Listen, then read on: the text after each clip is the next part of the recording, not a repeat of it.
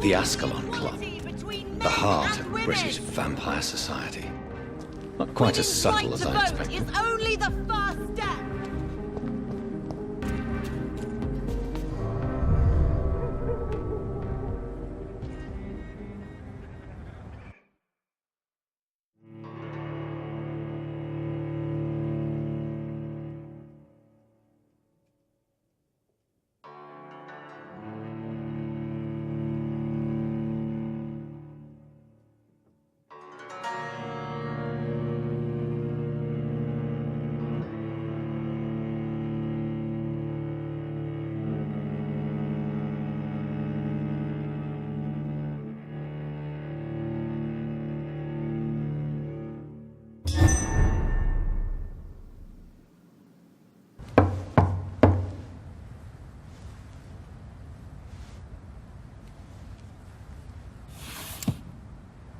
Do you know where you are standing right now? In front of the Ascalon Club, I presume. The Ascalon Club only summons or ostracizes. What is your business tonight? I received an invitation. I'm Dr. Jonathan Reed.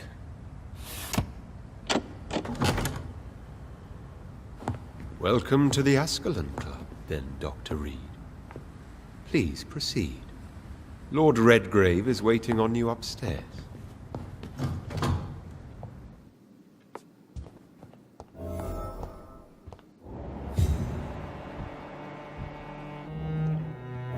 There has been quite a battle here.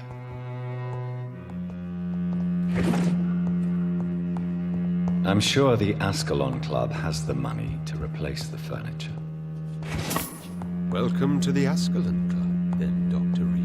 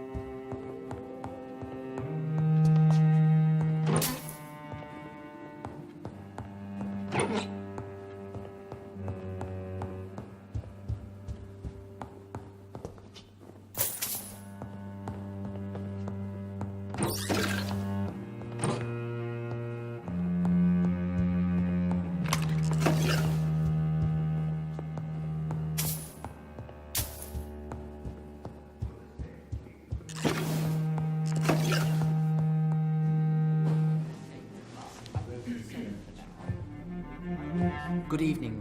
We repel the intruders for now.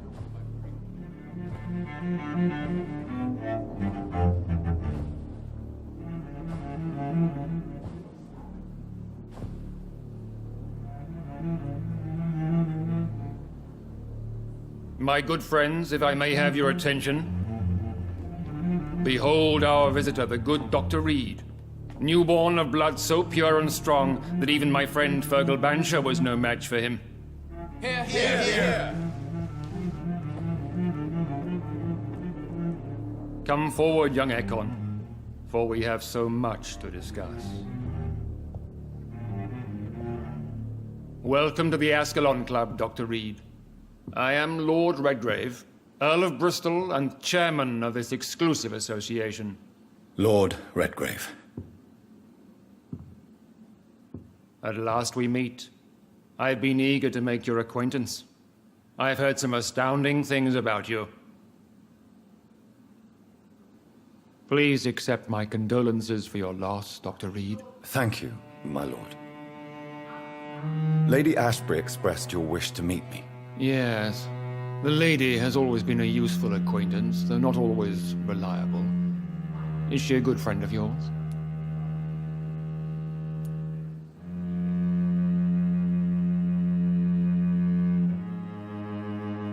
She's a close friend, and I'm honored that she feels the same about me.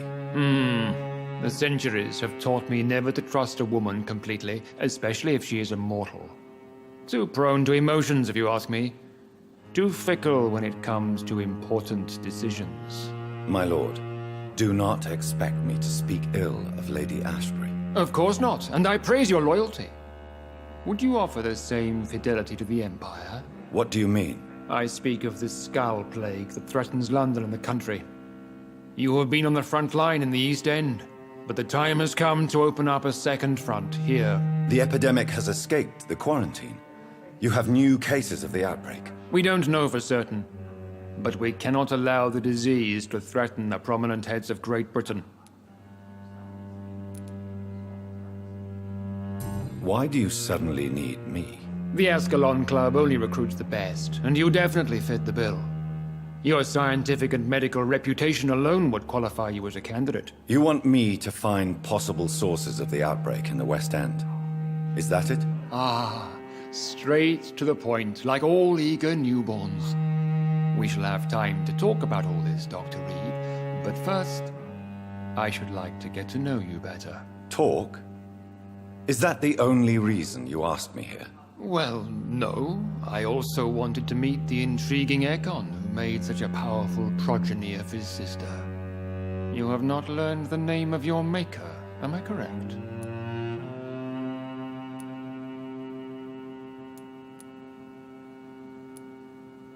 No, I haven't. Have no embarrassment, Dr. Reed. We all make mistakes.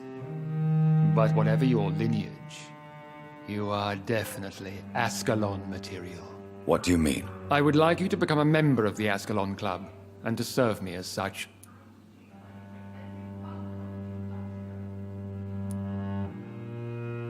Before I accept, I have so many questions. Please ask.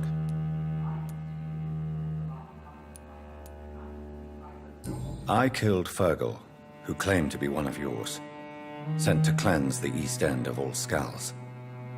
Will his death be an issue? Do not worry. My priorities have changed. Fergal was a zealous servant of mine, but like any servant, he had his limitations and is readily replaced if necessary. What does it mean to be a member of the Ascalon Club? It means that you swear to protect the interests of the Crown, that you become a loyal servant of the British Empire. Do you have any official recognition from the government? A charter from His Majesty the King? No. Of course, the Ascalon Club publicly supports the Empire, but the true nature of its members remains a secret. Am I supposed to follow orders? As founder and chairman of the club, I alone am entitled to make demands of our members, and I do appreciate obedience. What is the Ascalon Club's express purpose? We follow the credo of William Marshall, the greatest knight who ever lived. As was he, we are sworn to protect the British Empire. What does Ascalon mean? Ascalon was the lance wielded by St. George, glorious patron saint of England when he slew the dragon. And like that lance, we pierce the hearts of all our nation's enemies. William Marshall founded the Ascalon Club. Not exactly. William Marshall granted me immortality, and I founded the club a few years later. The good knight has been gone for so long.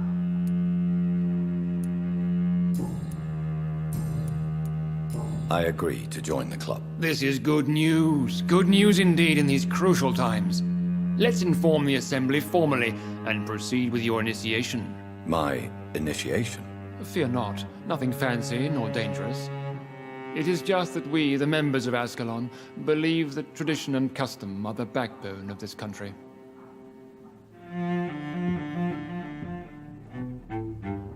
My fellow members, dear friends, please gather and welcome this Ekon as one of our own. Is he worthy?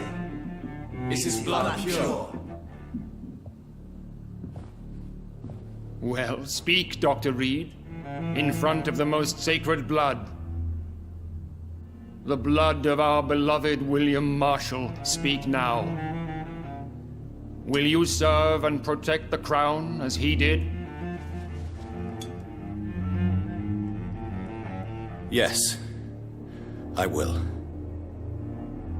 Then, young Ekon, it is time to testify with your blood. It is time to sign the Book of Allegiance. I know it's awfully gothic and a tad pedantic, but England's traditions are the backbone of our nation.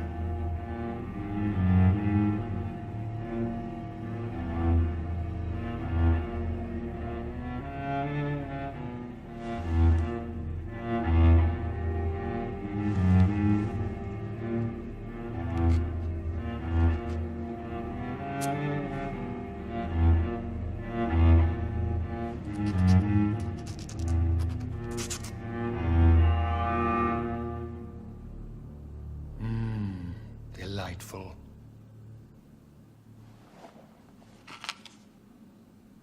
Welcome to the Ascalon Club, Dr. Reed. Take your place among the bearers of the lance. One of us! One of us!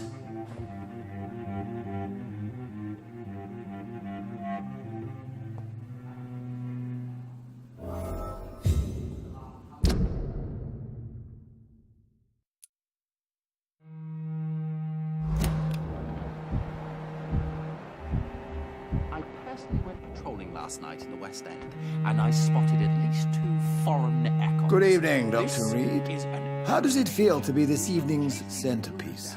Figuratively. I was chased by a gigantic falcon 2 nights ago. I thought it was Fergal coming. I feel perfectly fine. Do I have cause for concern? Do not be alarmed. The Ascalon Club has a tried and tested policy for choosing its initiates. May I ask who you are, sir? Why would you be interested? Well, as you seem to be the only man in the room with a beating heart, you draw quite a bit of attention yourself. Ah, vampire senses never cease to fascinate me. They dwarf those of mere mortals. I am Aloysius Dawson, by the way.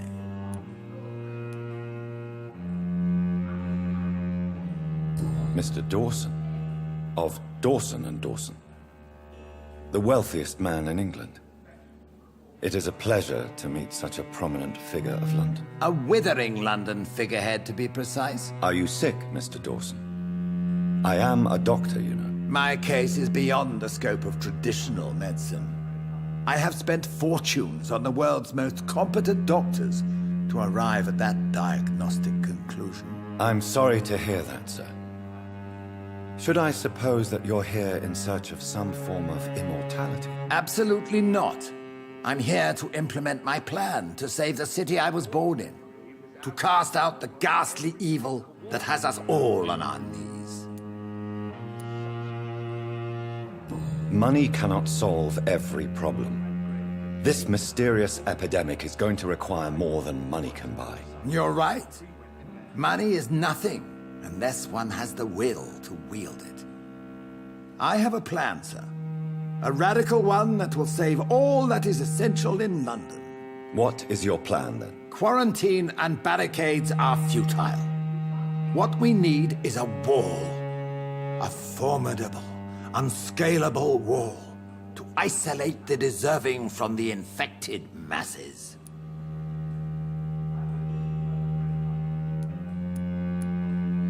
By doing so, you would create 2 separate ghettos. What if the disease gets past the wall? The results would be disastrous. Not if we eliminate all suspected cases of infection as soon as they appear. A necessary sacrifice. Are you not mistaking sacrifice for summary execution? Why do you care? Are you not a vampire? Removed from all mortal concerns? Decisiveness is what the city needs, and it needs it now.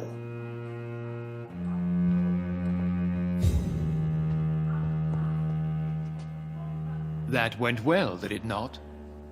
It is always useful to bolster the troops' morale, especially before a difficult battle. You have the makings of a general, my lord. I was, though very long ago, well, not quite a general, but a proud defender of the crown. So why did you really want to meet me? Straight to the point again, young Ekon. All right, let's talk, you and I, Lance Sparrow. I'm listening, my lord. According to my spies, you have worked with Dr. Edgar Swansea on the epidemic, and your findings were quite alarming.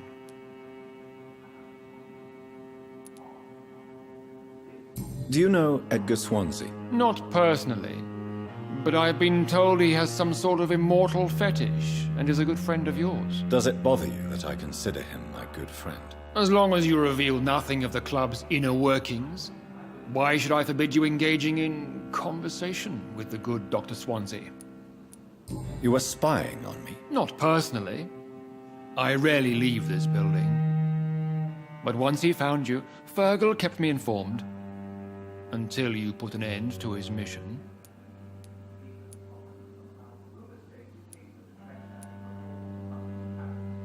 Who was Fergal? I don't see him sipping tea with the others in the club. Fergal Banshire was my squire of sorts. Even before becoming that magnificent beast, he was a brute. He served me well for decades. No, I mean, what was he? He was clearly no ordinary vampire. No, he was a Volcod, all muscles and instinct. Quite the rare breed, ferociously territorial. Mortals often mistake them for werewolves.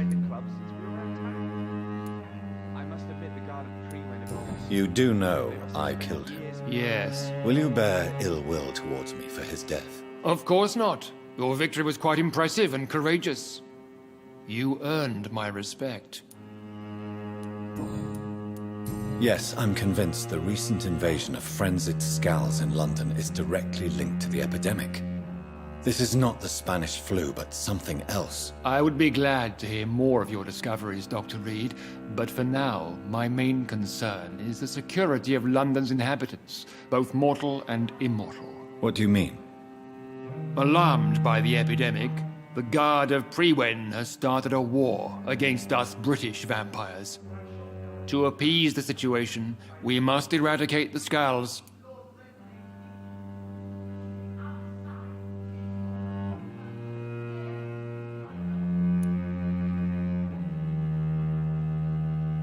I have met peaceful and wise Scals. To exterminate them means we are no better than vampire hunters. Scals are hideous, shameful creatures that give all Ekon a bad name. So, what do you want me to do? I want you to investigate the city thoroughly. I have reason to fear there are cases of contagion in this part of town. Our absolute priority is to find and cleanse them. And how would you like me to proceed? By all means necessary, Dr. Reed. You are now a member of the Ascalon Club and you have carte blanche. Interrogate the locals, follow all the leads you find, and get results. That creature barely spoke English.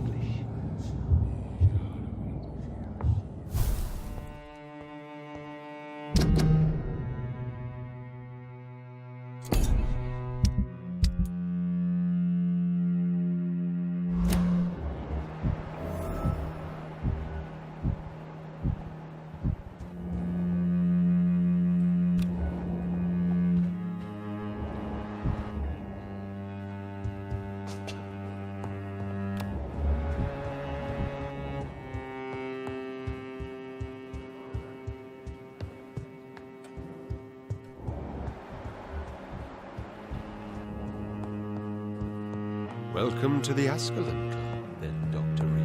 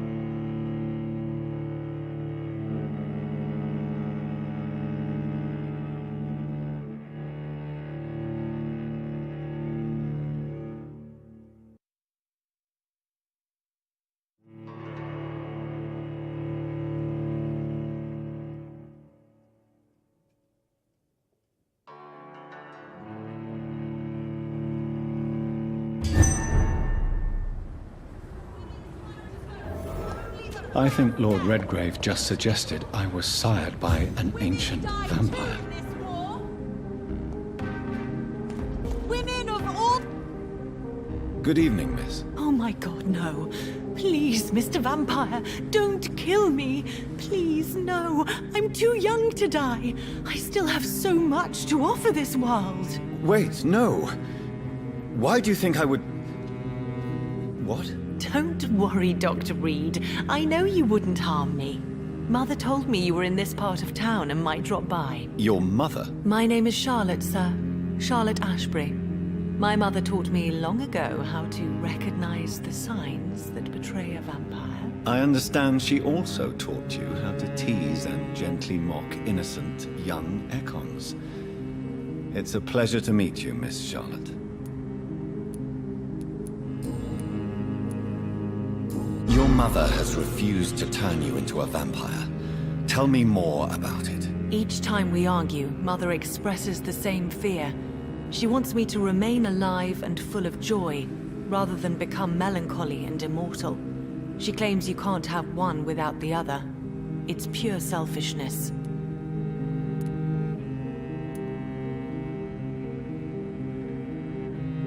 Your mother has walked this earth for much longer than you or I. She is wise, and we should not ignore her advice when we disagree with it. But why shouldn't I be allowed to forge my own experience? There can't be only one righteous way to deal with eternity. It's your mother's choice. As daughters and sons, we have to accept the decisions our parents make for us, despite our own wishes. I love my mother, and have accepted everything from her. Even that she named me Charlotte, when it was not my original name. Does it bother you? No. Whoever I was when I was born, I am now Charlotte Ashbury. It hurts as much as it makes me proud to know that's the name my mother will read on my tombstone.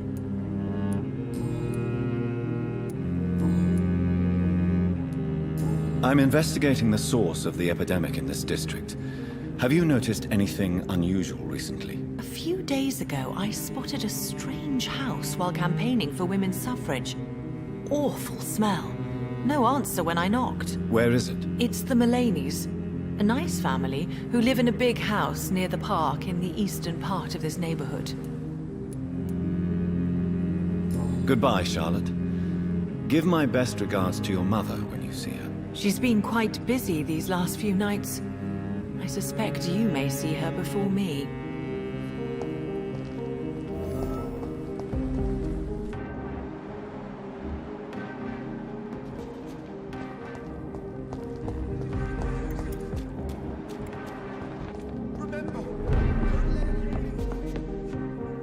Good evening, sir. Please forgive me for disturbing you. I'm a doctor. I never judge a man by his title, but by his attitude. And you are not disturbing me at all. I am Calhoun Russell, and I welcome you. Well, I must admit it's good to receive a warm welcome for once. I'm Jonathan Reed. Welcome, Dr. Reed. Welcome to my humble shop. I'm investigating the source of the epidemic in this district. Have you noticed anything unusual? Not really. Wait, now that you mention it, I don't see the McPhersons in my favorite restaurants. They love delicate meals too, you understand. Thank you. It may be nothing, but I'll investigate anyway. Where do they live? They have a house in the southern part of the district, somewhere north of the railway bridge. There is a courtyard, if I remember rightly. I may have a look at your goods, Mr. Russell.